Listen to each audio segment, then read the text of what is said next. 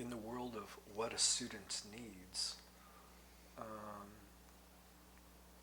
the one hand, in the relationship with the teacher, they need a certain sounding board to be able to talk about, the issues of their life and, how their practices, that interplay. There's also like the other roles that teachers play. In the devotional aspect, I guess, assuming the maturation, evolution has gone on, and you've gotten to a certain devotional relationship that the teacher provides an example, certain point of emulation or inspiration, or some sort of catalyst. But at the carrot end of things, then on the other end, you have the stick. Right. Okay, let's take a look at some of this.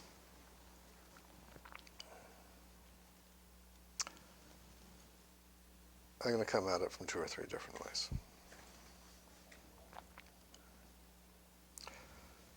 Rather than talk about student needs, which becomes, that's very difficult because you have to talk about every individual student. Let's talk about responsibilities. Teacher has 3. And this is not just in the Tibetan tradition. This is any teacher in any spiritual tradition. And you may be able to extend it into other areas, but I'm going to talk about spiritual practice. Number 1, the teacher reveals to the student what presence or being awake is. The teacher may do that in either or both of 2 ways. 1, by the way they live and interact and meet situations in life. And 2, by pointing the student directly at this is awakening. In the Tibetan tradition we have things like the pointing out instructions. Both are important, because the student in the one case sees what it looks like in the world, and in the other, the student comes to know it in their own experience. So that's the first responsibility of the teacher. That's not exactly setting an example, because I'll come back to that point in a minute. Second, the second teacher's responsibility is to provide the student with the training and the methods and tools the student will need, in order to practice and to come to awakening themselves. Various meditations, perspectives, views, frameworks, so forth. Third, the teacher is responsible for pointing the student to his or her own internal material, that is, the set of emotional reactions that prevents them from knowing the nature of presence or what have you. Those are the teacher's responsibilities, and that is all the teacher is responsible for. Doesn't have to look after the student, may choose to do so. Doesn't really have to solve the student's problems in life, though may help to choose to help the student work through that. But those 3 things the teacher is responsible for. On the student side, the student's responsibilities are 2.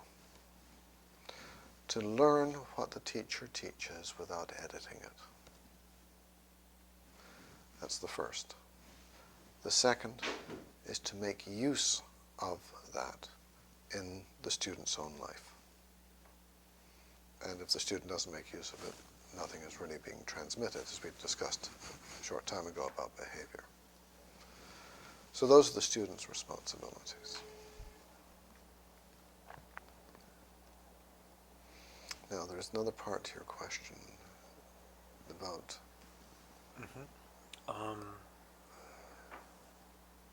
getting over to the stick end of things. Ah, yes. Okay, thank you.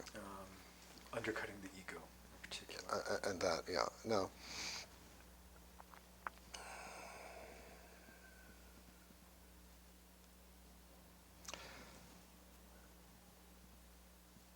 does the teacher set an example?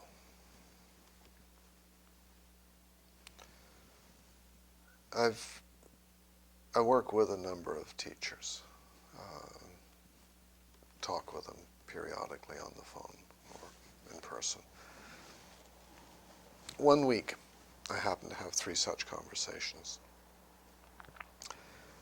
And each of the teachers was experiencing a difficulty. In all 3 cases, the difficulty had the same source. And that is, the teacher was trying to maintain a certain identity. And one of them, they were trying to set an example to be, and that was the identity. This is deadly. I don't know what it's like in other areas, but in Buddhism particularly, as soon as the teacher is trying to maintain an identity, and I would include setting an example as that, the teacher's dead. It's the antithesis of what Buddhism is actually about. And Buddhism is about non-self.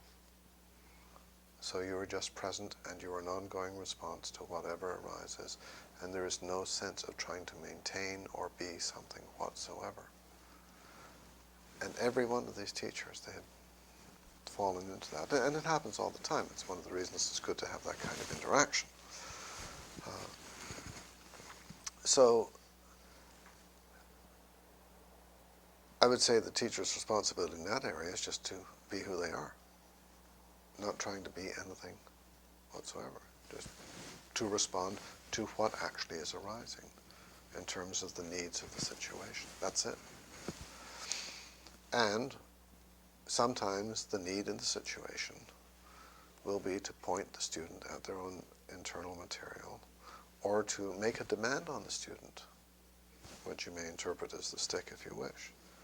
But all of that falls into those second or third area of responsibility. One student, for instance, I gave him something to do. It was a concrete thing, because he was blocked in a certain way. And he didn't do it. Next time I saw him, told me he hadn't do it, so I said, well, try this one. I gave him something else.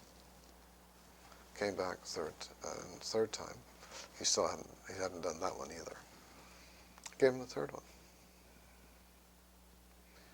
And he agreed that was important. Came back, hadn't done any 3 of them. So I said to him, okay, this is it. I've given you 3 instructions on the same point. You haven't done any of them. Clearly I'm not the right person for you to be working with. If you want to continue working with me, you have to do one of these. Otherwise there's no point. So he did. But not every student does. And so, if the student isn't actually making use of the material, relationship breaks down.